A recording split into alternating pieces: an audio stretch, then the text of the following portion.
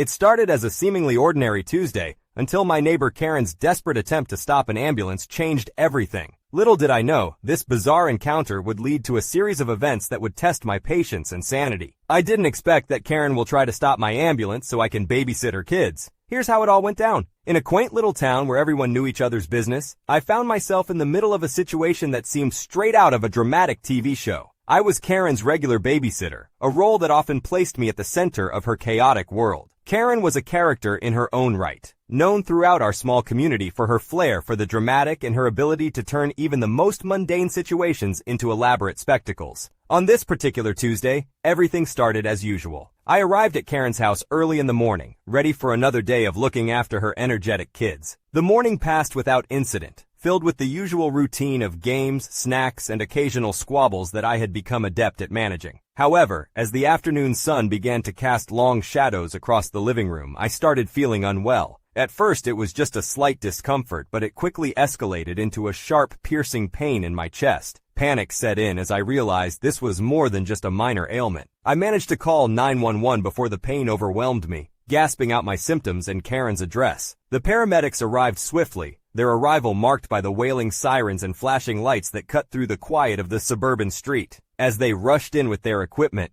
Karen returned from her errands. Her initial concern for my well-being quickly turned into frantic hysteria when she realized that her babysitter, the linchpin of her daily routine, was being whisked away in an ambulance. "But who will look after my children?" Karen exclaimed, her voice tinged with a mix of worry and incredulity. "You can't take her. She's supposed to be here until 6 p.m. The paramedics, professionals trained to handle emergencies, were unfazed by her outburst. They explained that I was having a heart attack and needed immediate medical attention. But Karen, in her typical fashion, seemed unable to grasp the gravity of the situation. She followed us outside, pleading with the paramedics to let me stay, as if my potentially life-threatening condition was a mere inconvenience to her plans. The scene that unfolded next was almost comical, if not for the seriousness of my condition. Karen, in a state of near hysteria, attempted to physically block the ambulance, her arms flailing, her voice reaching octaves I never thought possible. The paramedics, maintaining their calm, gently but firmly maneuvered around her, ensuring my safe passage into the vehicle. As the ambulance doors closed, I caught a final glimpse of Karen. A mix of anger, confusion, and helplessness painted across her face. The ride to the hospital was a blur, my mind clouded with pain and worry, but also a surreal sense of disbelief at the absurdity of Karen's actions. At the hospital, the doctors moved quickly, their actions a well-rehearsed dance of efficiency and precision.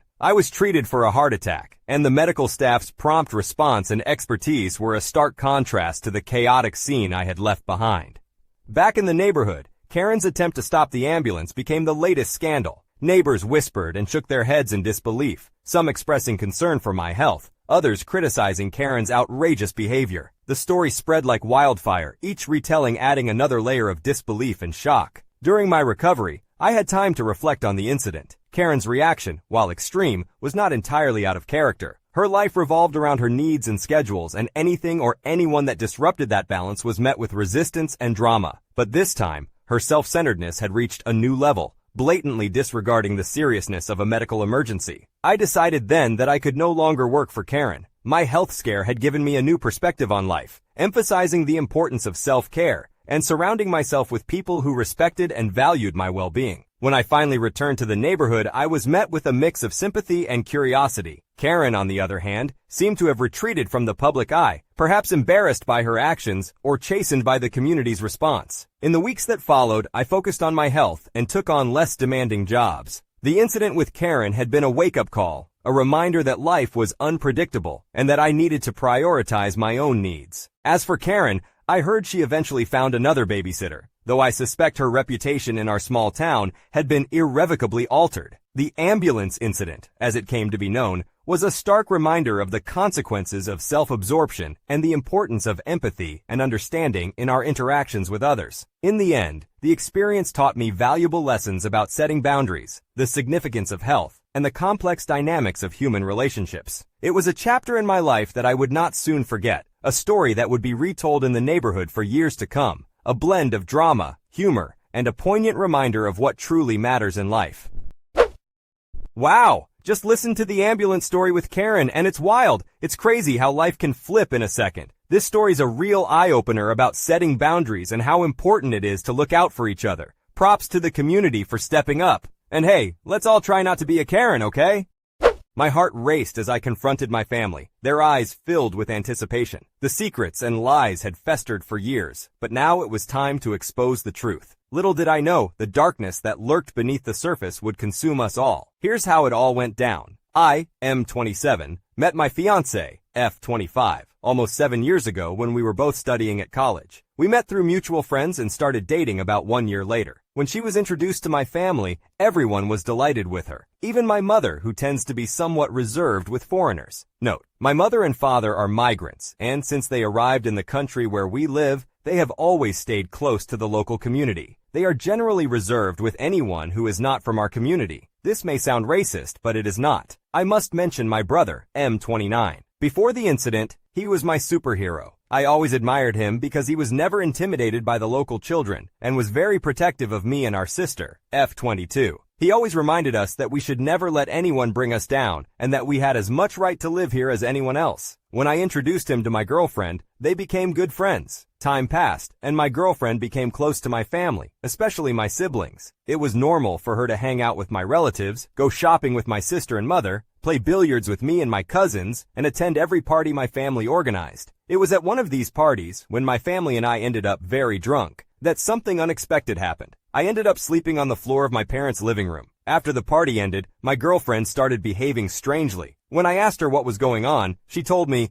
"I think your brother tried to kiss me." I was completely shocked by her words, and the alcohol's effects on me disappeared. I asked her to tell me everything that had happened. According to her, several guests went to the roof to enjoy the breeze or something like that. Gradually, everyone left until only she and my brother were left there. They continued drinking and talking, but she noticed that he was staring at her. Suddenly, he leaned in to kiss her, but she reacted quickly and avoided it. The atmosphere became very uncomfortable, so she left. After hearing her story, I took her home and later had a conversation with my brother to hear his side of the story. He basically confirmed what she had said, apologized, and explained that he was extremely drunk and not thinking clearly. Just recalling that conversation makes me angry because at the time I thought it was a minor incident that could be resolved through dialogue and setting boundaries. I could never have imagined what would happen next. After the party incident, the relationship between my brother and me became uncomfortable. We hardly spoke, and when we did, it was as polite as possible, as if we were strangers. The only person besides the three of us who knew about what had happened was my younger sister. On one occasion, when my girlfriend and sister were talking, my sister asked if she knew why my brother and I had become distant. My girlfriend and I decided not to disclose the details to the rest of my family because we didn't want to further fracture the relationship. After a few months, my family organized a party and invited many people, including friends, family, and members of our community. It was at this party that my girlfriend and my brother crossed paths again. I thought that enough time had passed since the incident, and that this could be the first step towards things returning to normal. During the party, I lost track of my girlfriend and started looking for her. After searching for a while without finding her, I assumed she might be with my sister. However, a thought crossed my mind, and I decided to check upstairs. As I climbed the stairs, I began hearing strange noises coming from one of the rooms. When I opened the door, I discovered my brother pushing my girlfriend against the bed, covering her mouth and attempting to touch her inappropriately while she fought back. I didn't hesitate for a moment and immediately attacked my brother when I saw what he had done. My girlfriend quickly left the room and went downstairs to seek help.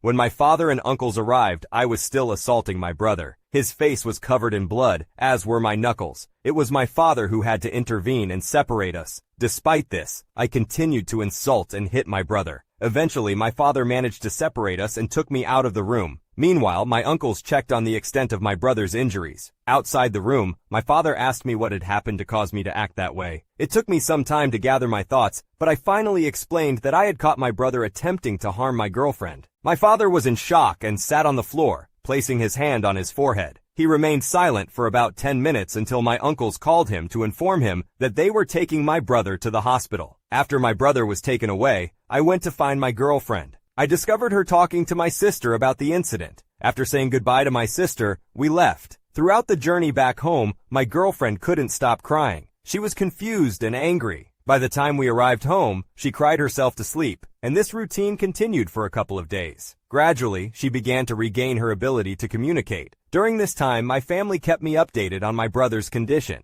I had broken his nose and dislocated his jaw. My mother struggled with denial and found it hard to believe that her son was capable of such actions. I didn't dwell on it too much, as everyone reacts differently, and I somewhat understood why my mother was trying to rationalize my brother's behavior. The last I heard of my brother was that after leaving the hospital, he faced backlash from the community. He lost his job and left town. In the following weeks, I isolated myself from the outside world and focused on supporting my girlfriend. She was doing her best to cope with the situation. She still felt extremely scared about what had happened and had no energy left. After almost a month of being at home, she attempted to go back to work, but returned after a few hours. She explained that she couldn't shake the feeling of being threatened and feared that someone might harm her at any moment. When she calmed down, I suggested seeking professional help. Although the idea didn't initially seem appealing to her, she ended up accepting it, and it turned out to be the best option for both of us. Once therapy began, she started to improve. After almost 2 months, her therapist suggested that I should also start taking sessions. This was not only to better understand her therapist's perspective and support her properly, but also because she had mentioned to her therapist that I had limited contact with others since the incident and had never really expressed how I felt. Initially, it sounded strange, but I didn't question the recommendation. I went to therapy because I thought it would help me release the emotions I had been holding in.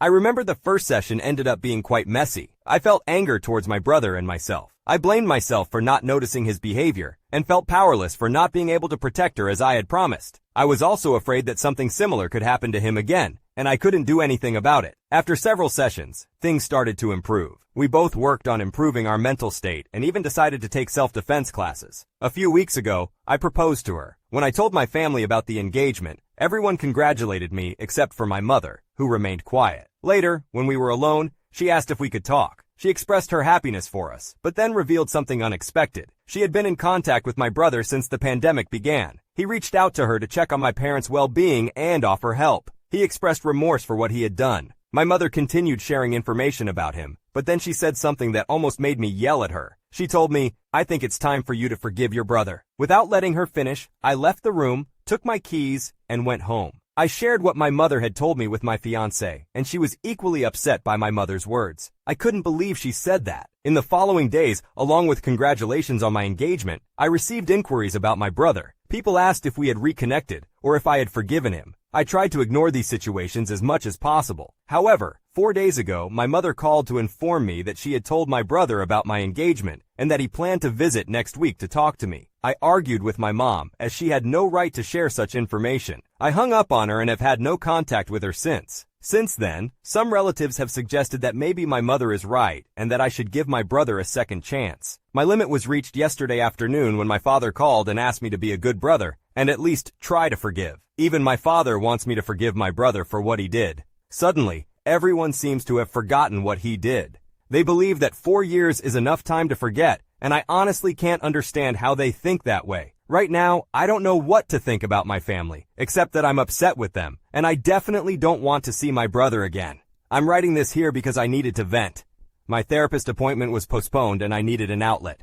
I don't know if in my previous post I let you understand that I was thinking to forgive my brother, which I am never going to do. So for clarification, I no longer have a brother. That man died for me 4 years ago. Second of all, not every member of my family is thinking to forgive my brother in any way possible. It is the minority of my family that thinks this. I could easily go no contact, NC, with all of those except for my parents, and also clarifying that my sister is on my side. She is the best friend of my fiancé and the only one besides me who knows how much she suffered the first month after the incident. Third, for some of you who asked what I told my mom and dad, I generally told them that if I knew that my brother was in town, I would never speak to them again. What had my brother been doing these last years? Well, when my mom told me he contacted her at the beginning of the pandemic, he basically moved to the other side of our country, changed his name, and started taking therapy so one day he could reform. I didn't hear much more, and neither did my sister ask my parents about him, so that's all we know. Someone also DM'd me about why my brother wasn't in jail. While I responded to that person in private, I also want to tell everyone here. The main reason is that I beat up my brother until the point he had to be taken to the hospital. When I consulted a lawyer friend of mine, she told me that if I pressed charges against my brother, he could also drag me with him, and I would be in jail for some time. Furthermore, my then girlfriend needed to testify, and she wasn't in the best state of mind for something like that. Also, my priority at that moment was her. I couldn't help her if I was in jail. The best we had at that time was a restraining order for her. Also, one of the reasons I hadn't posted an update sooner was because we both got a restraining order against my brother. I hadn't told my parents about this, so if my brother showed up at any moment, they were going to take him to the local police station. Also, some of you mentioned that the attitude my mom had in these situations is because, like I mentioned in my previous post, my girlfriend isn't from our community. But that is not the reason, I can assure you that. Now, talking about what everyone expected. Why did I respond to my family? Well, I had already prepared something to say to all of them who were thinking of forgiving my brother. And for my parents, I would give them an ultimatum to choose between their son, a man who tried to assault his brother's fiancée, or me and their daughter. But I realized something else while I was reading the comments on my previous post. It made me think about a horrible possibility that might have happened. The comments were basically about how my brother was confident enough to try to assault my fiancée in a house full of people. And considering the reaction of my parents these days, there was a possibility that my brother had done something like that before, and even worse, that my parents covered it up. That question shook my world again. I never thought about that possibility. It was obvious that I was thinking too much about it, and my fiancée asked me about what I was thinking. Note, a few hours after I posted, I told her and asked her if she wanted me to delete the post. But after reading the first comments and the rest of them, she understood why I did it, and she really appreciated all those people who sent nice messages and support for her. Thanks again. When I told her about the possibility of my brother trying or doing things like that to other people in the past, she also got a shiver down her spine. After that, we told my sister, and then we started asking other members of my family, the ones who support me, friends, and members of my community, if they had ever noticed anything about my brother before the incident. So far, none of my family members remember if my brother had that kind of attitude towards family members, but friends are a different story. Some of them remember that my brother was especially kind around friends or girlfriends of other members of my family, sometimes a little too touchy, but nothing as far as an assault attempt. It was until my sister reached out to the sister of an ex-girlfriend of my brother that she talked about how my brother was really strange around her family. And since my brother was dating her sister, she noticed that her sister was extremely quiet around him. She also mentioned that my brother acted too flirtatious with her. We also contacted an ex-co-worker of my brother, and she told us that one night after a company party, she remembers my brother took another co-worker with him. But from what she can remember, she saw that her friend was really drunk at that time. And the morning after, she couldn't remember much of the previous night. This whole situation has made me realize that my brother was never the person I thought he was. After hearing more stories, I'm now convinced that my brother is a danger to everyone around him. Since yesterday, everyone involved has gathered all possible evidence against my brother. When we are ready, we are going to show everything to everyone in our community, on social media, and to anyone we can. I also have to say that I haven't talked about any of this with my parents. Tomorrow morning, I'm going to confront them and give them an ultimatum. I will also tell them that if we find any proof that shows that anyone knew about the things my brother had done, they will also face consequences. I may not be able to provide updates for a while, or at least not any major updates, until my brother is facing consequences. This is not how I imagined the weeks after my proposal, but this is something we cannot let slide. My fiancée has been there for me every step of the way, and I have done my best to be there for her throughout all of this. I can't imagine how she feels right now, but I am so proud of her, and that she doesn't fear facing her trauma if it allows her to help others. So, back when I last updated, my fiancé, some friends and I started to look through my brother's history, searching if he ever abused or tried to abuse any other women. At the end, we found evidence of 8 different cases, including my fiancé, where there were inappropriate actions from my brother. These cases involved ex-girlfriends, ex-co-workers, and 2 current co-workers. I also mentioned that once we were ready, we planned to confront my parents and show them the evidence. However, our lawyer advised against it, as it could potentially lead my parents to cover up for my brother. We also decided not to spread the information through social media, as it could complicate matters unnecessarily, and my brother could claim defamation. As a result, the confrontation with my parents had to be postponed. During this time, I cut off contact with them and relied on my sister, who pretended to be neutral, but was actually supporting me and my fiancé. My sister also learned some additional information about my brother during this period. After the incident at the party, my brother moved to another part of the country where he had a friend. Our family showed common sense and turned their back on him at that time. When he moved in, he shared the history of his disownment by his family because they discovered he was having an affair with his brother's girlfriend. It was shocking to hear him tell that story, especially since he was talking about my fiancé. As I mentioned before, there was no police report because on the night of the incident, I sent him to the hospital. Because of this, we couldn't take legal action without involving my brother, who wanted to move on with his life. Consequently, my brother was able to find a job and rebuild his life. My brother first contacted my parents at the end of 2021 during the worst part of the pandemic in our country. Since then, he and my mother have maintained regular contact, and my parents even visited him a few times. And finally, here comes the worst part. It turns out that during those years, my brother had a daughter. Basically, his daughter was the result of a one-night stand. He got a girl pregnant in April of 2021, and they agreed to co-parent because neither of them wanted to get married. Finally, in December of that same year, they had my niece. My brother introduced them to my parents and sister 2 weeks before all the evidence was ready. When my sister informed me, it was like a sudden shock. At first, I couldn't believe what my sister told me, but she showed me pictures as proof. In that moment, my world shook once again. Now, not only does my family have to face the truth, but his family does too. However, I realized that this child was another reason to continue seeking justice. We couldn't risk her or her mother being in contact with my brother. Once again, my fiancé and I supported each other. If this whole situation has been difficult for me, I can't even imagine how hard it is for her. I truly understand the struggle of overcoming a traumatic experience like what she went through, and being able to relive it in order to help others. The least I can do for her is to be by her side through every step of this process. Finally, after all of this, the day arrived. My brother was at my parents' house when the police showed up. According to my sister, it was not a pretty sight. The police knocking on the door was enough for my brother to start running, but they eventually caught him. He tried to fight back, which resulted in him being tased and charged with aggression against a police officer. After spending 2 days in lockdown, my brother was sent to prison during the trial process. The trial was a lengthy process, both inside and outside the courtroom. During the trial, 2 of the women who were assaulted by my brother broke down in tears while testifying. My fiancé managed to maintain a composed demeanor during her testimony, but she broke down in tears when we were alone.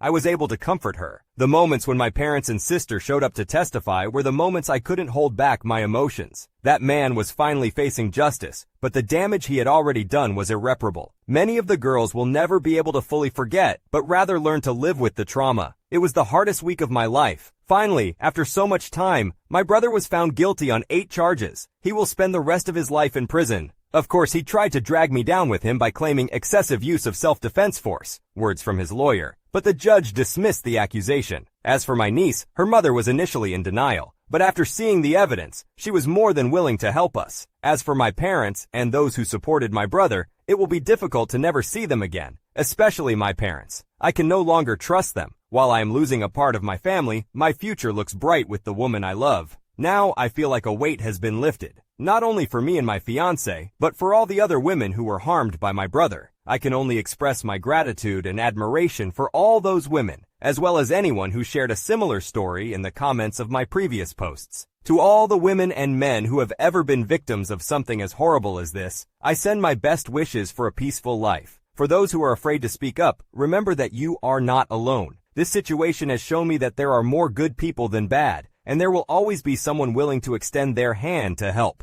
I hope that my fiancé's story can reach the right ears and provide help to those who need it. I feel that a chapter of our life has ended, but it also marks a new beginning for everyone who deserves it. After going through such a traumatic experience, it's understandable that the OP's emotions are still raw and complex. The story highlights the devastating impact of betrayal and the long-lasting effects it can have on individuals and their relationships. It serves as a reminder of the importance of supporting survivors and seeking justice, even when it means confronting difficult truths within one's own family. The author's determination to protect their fiancé and seek justice for not only themselves but also the other victims is commendable. It's a powerful story of resilience, healing, and the strength that can be found in love and solidarity.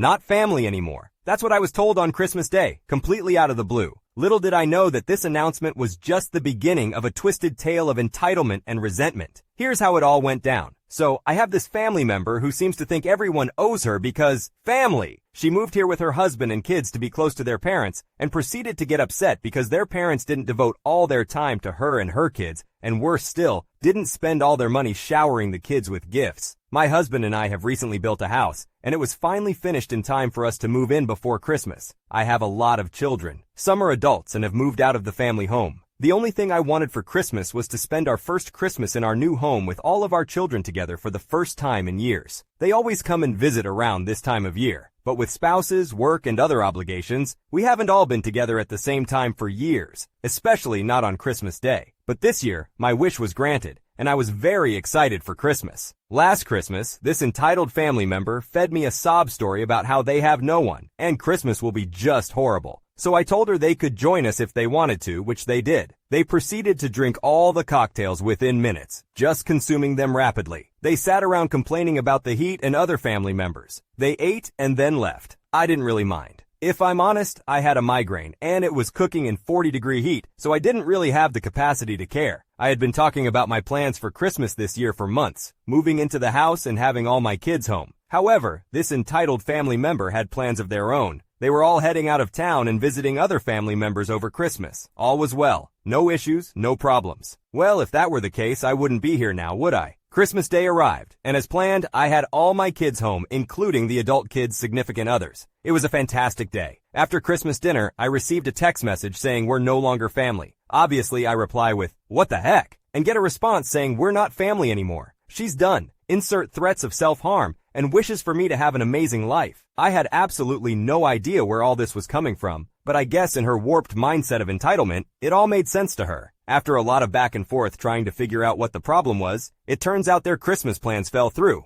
and they had to come home before Christmas. Apparently, I'm a massive jerk because I don't spend all my time stalking people on social media, and therefore didn't know they had returned home. I'm an even bigger jerk because I didn't invite them to my house for Christmas Day. I had been very clear in the lead up to Christmas, I know the entitlement runs deep with this one, and had said multiple times that this Christmas was the first Christmas in my new home and was being spent with all my children. No one else, no extended family, no friends. Just me, hubby, our kids, and partners. At one point, after asking what the problem was and getting no closer to an answer, I came straight out and said, "Is this all really over the fact that I spent this Christmas with my kids and didn't invite you and your family this year?" Turns out, that's exactly what the problem was. They had to come back home for whatever reason. She's ostracized herself and her family from the rest of the extended family, so they spent their Christmas in their own home with just her hubby and kids, while I was making the most of my day with my hubby and my kids, and it hurt her feelings that my adult children had their long-term partners here as well. Apparently, my kids' partners aren't family because being in serious monogamous relationships for years means nothing, and she's blood, so she should have been invited. Am I missing something here? Where in the rule book of family does it say I have to invite every person to my home for every special occasion? Where does it say that everyone else's happiness is my responsibility? How do seemingly normal people build a mindset of the whole world owes me? This story highlights the complex dynamics that can exist within families and the expectations that can arise. It serves as a reminder that family relationships are not solely defined by blood, but also by mutual respect, understanding, and consideration for one another's boundaries. It raises questions about entitlement and the importance of communication in resolving conflicts within families. Ultimately, it emphasizes the need for empathy and recognizing that everyone's happiness and choices may differ. Am I a jerk for kicking my son and his girlfriend out? This question has haunted me since that fateful night. Little did I know, it was only the beginning of a downward spiral that would leave me questioning everything. Here's how it all went down. This situation has had me a bit confused, so one of my neighbors suggested I post it here. I, a 55-year-old woman, have two children, George, 31, and Gabrielle, 29. Gabrielle recently got engaged, and I am helping her plan the wedding in my spare time, which the entire family is very excited about, except for George. George recently divorced his wife of 7 years, Susanna, 28, after he said the spark had gone out. They have a set of twins together, Amy and Alice, 6, and are trying to establish a healthy co-parenting relationship. Susanna is a great mother to my grandchildren, and I was disappointed in George for giving up so fast on their relationship without even trying couples counseling. But it wasn't my business or place to say anything. The drama started when George brought his new girlfriend to dinner at my house. He met his girlfriend, Bethany, 25, through a work colleague, and they have been dating for 4 months. At dinner, Gabrielle and I were discussing flower arrangements, and Bethany felt the need to ask George if he'd ever marry again. George coughed before replying that he'd have to think about it, which Bethany seemed to react negatively to. Well, this caused Alice to cry about how she wants mommy and daddy to love each other again. George and Bethany just sat there while my granddaughter screamed. After I comforted Alice, I pulled George aside and asked if he was sure about Bethany, which he told me was none of my business. I told him it was my business who he invited into my home and my grandchildren's lives, since I've been caring for them in my spare time while he works. He and Susanna have 50-50 custody. George got angry and said it was Gabrielle's fault for mentioning weddings in the first place. I told him to stop acting like a child and to be happy for his sister. Then Bethany felt the need to insert herself and tell me that she and George were together no matter how much I liked his ex-wife. After that, I was done with the conversation and asked them both to leave. George and Bethany stormed off, made rude gestures, and left my grandchildren at my house at 7 p.m. I had to call Susanna to collect the children since they had school in the morning, and I was attending a cake tasting with Gabrielle the next day. I feel like I shouldn't have to tell my 31-year-old son to be happy for his sister, or argue with a random woman whom I have never met before in my own home. So am I the jerk? Bethany came to my house to apologize for how she acted at dinner last week. She told me that she was 2 months pregnant and George had broken up with her after she told him, because he has too much responsibility and didn't want to be in the baby's life. I then spent the better part of 3 hours talking with Bethany about the baby and what she wants. She says she wants to keep the baby even if George refuses to be in its life. And I told her that I would help with childcare if she needs it, since she doesn't have any family that live nearby. Before I got angry with George, I thought I would call him and give him a chance to explain. George was angry that Bethany had shown up at my house and insisted that it wasn't his baby. I told him that he should get a paternity test, and he asked me for $500 to cover it since he's struggling. I told George that he needs to figure it out himself since he's about to be a father of 3, and that he better step up and do right by his kids. George then hung up. Well, 2 hours later, I got a call from Susanna to say that George hadn't picked up the kids like he'd previously agreed to, and she asked if she could drop them at my place because she had work. I agreed for her to drop Amy and Alice off and tried to call George again. I called 12 times and they all went to voicemail. I don't know where George is and I have called his place of employment to try to find out. However, they refused to tell me anything. I've agreed to watch Amy and Alice until Wednesday, and Susanna has reported this incident to Child Protective Services. I assume she plans to file for full custody, and I can't blame her. Right now, I'm worried that George has run off somewhere or done something irresponsible. I am disgusted and will not be doing him any favors in the future unless he has a very good explanation and accepts some responsibility. I never asked George if he was sure about Bethany in the context of, is she the one? I meant it in the context of whether he was sure he was making the right choice to introduce her to the family so soon, especially since his own daughter clearly isn't ready to think of her dad marrying someone else yet. I don't care who George ends up dating, but he has children to think about, and my granddaughters need to come before any person he's been seeing for only 4 months. In my first post, people suggested giving George some space and time to figure things out as a recently divorced father, but after he disappeared around 2 months ago, I ended up filing a missing persons report. I talked to George's workplace the day after I filed the report, and they told me he had given his 2 weeks notice about a month ago. I then tried calling George again, and he finally picked up. He told me he was okay, but that he had moved to another state and no longer wanted any contact with his children because it was all too much responsibility for him. I snapped at George and told him he couldn't just decide now that he didn't want to be a father. Then George told me he never wanted kids in the first place and that those kids don't look anything like me anyway. George then told me to F off and hung up the call. After that, I informed the police department to let them know what had happened and that we knew George's whereabouts. After that happened, I just cried because I couldn't believe I had raised such a selfish person. Susanna has filed for full custody, and as far as I know, George is refusing to pay child support and will probably end up facing legal consequences. Bethany is now 4 months pregnant with a boy, and George is the father. Somehow he managed to come up with the $500, so he will have to pay child support since he doesn't plan on being involved in the baby's life. Bethany moved into my home in November because she has had difficulties managing things on her own, and her doctor says she's at risk of preeclampsia if she becomes too stressed during the pregnancy. In that time, we've gotten closer, and despite how our first meeting went, I have actually come to like Bethany. Sorry, this isn't the happy ending some of you were expecting. I have been following the advice I received from the first post and have not contacted George, and he has not tried to contact me. I can only hope that with time, he pulls himself together and manages to step up as a father. Again, thank you to everyone who gave helpful advice. I'm not sure if I will be updating further, however. It's clear that this situation has been incredibly difficult for everyone involved. It's heartbreaking to see a family torn apart and children caught in the middle. It serves as a reminder of the importance of open communication, empathy, and putting the needs of children first. It's my hope that in time, healing and resolution can be found for all parties involved. If you enjoyed today's stories, check out the other videos on your screen now. Submit your own stories at you'rethejerk.com. Subscribe now or you're definitely the jerk.